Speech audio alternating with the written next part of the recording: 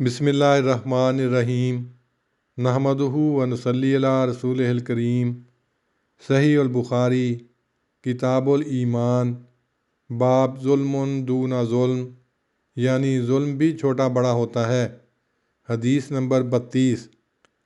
हज़रत अब्दुल्ला बिन मसूद रज़ियल्लाहु अन्हुमा से रवायत है, उन्होंने कहा, जब ये आयत नाज़िल हुई, अल्लज़ीना आमनू वलम यल्बिसू ईमानहुम बिज़ुल्मिन उलाइका लहुमुल अम्नु वहुम मुहतदून, अल-इनाम 83।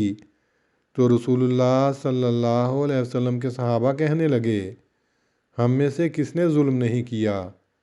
तो अल्लाह अज़्ज़ा वजल ने ये वही नाज़िल की, इन्न शिरका लज़ुल्मुन अज़ीम, शिरक ही तो एक बहुत बड़ा जुल्म है। इस हदीस की तशरीह में लिखा है, इन्न शिरका लज़ुल्मुन अज़ीम, जुल्म के माने वज़्उ शैइ फ़ी गैर मौज़े, किसी चीज़ को बेमहल रखना। हर एक किस्म की बदअखलाक़ी और नाजायज़ बातें जुल्म के मफ़हूम में शामिल हैं। कुफ्रुन दूना कुफ्र के उन्वान के मातहत शिरक को सबसे बड़ा कुफ्र करार दिया गया है और मामूली बदअखलाक़ी को भी कुफ्र करार दिया गया है।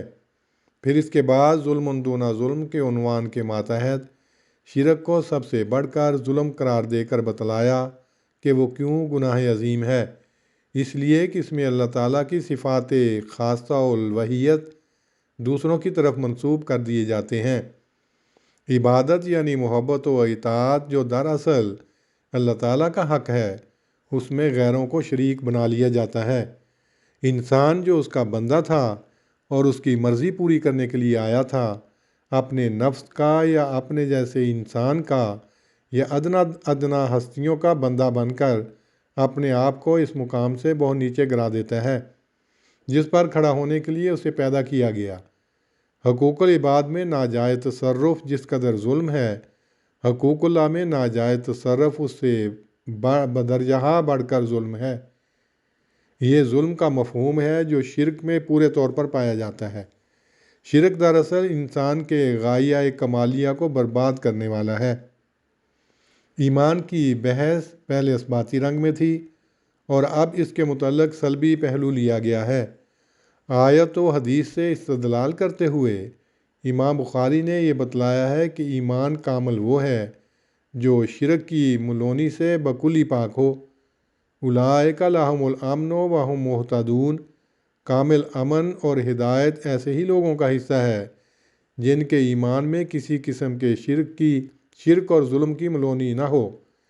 ईमान उस वक्त तक कामिल नहीं जब तक कि एक तरफ आमाल सालिहा उसके साथ नहीं और दूसरी तरफ वो हर किस्म के जुल्म से खाली नहीं, क्योंकि शिरक और गुनाह और हर किस्म का कुफर उसको नाकिस करता रहता है। फ़अंज़ल अल्लाह से ये ख्याल पैदा होता है कि गोया उसी वक्त ये वही नाजिल हुई। ये वाक़या के ख़िलाफ़ है। इन्न शिरका लज़ुल्मुन अज़ीम सूरह लुक़मान की आयत नंबर 14 है, जो मक्की ज़िंदगी के दरमियानी अरसे में नाजिल हुई थी। और अल्लज़ीना आमनू वलम यल्बिसू ईमानहुम बिज़ुल्म सूरत इनाम की आयत नंबर 83 है, जो हिजरत से 1 साल पहले नाजिल हुई थी। गोया इन दोनों सूरतों के दरमियान कम अज़ कम 4-5 साल का अरसा है। इसलिए अल्फाज फ़अंज़लल्लाहु से साबका आयत का सिर्फ हवाला देना और उससे इस्तदलाल करना ही मुराद है।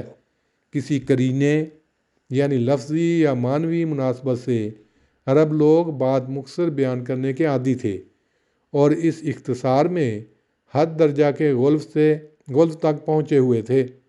इन्ना अबा बकरिन अनज़लहु अबा, इसका लफ्ज़ी तर्जमा तो ये है कि अबू बकर यानी दादा को बाप उतारा, लेकिन मुराद ये है कि हुकूक़ विरासत में दादा को बमंज़िला बाप करार देकर उसको बाप का हिस्सा दिलाया। यहाँ भी इस किस्म का हज़्फ़ व इख्तिसार है।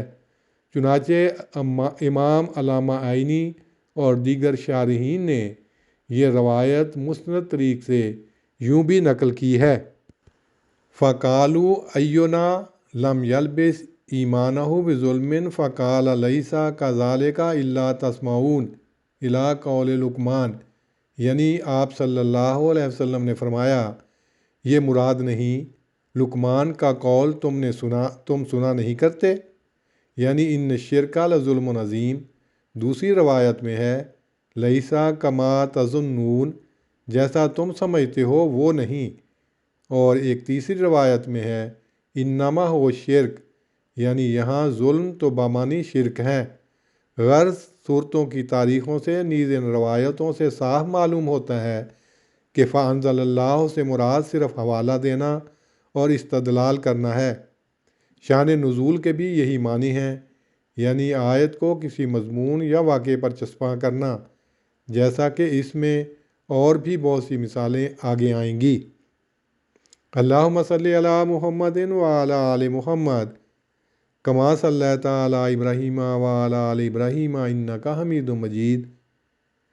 اللہم بارک علی محمد وعلی آل محمد کما بارکت علی ابراہیم وعلی آل ابراہیم انک حمید مجید۔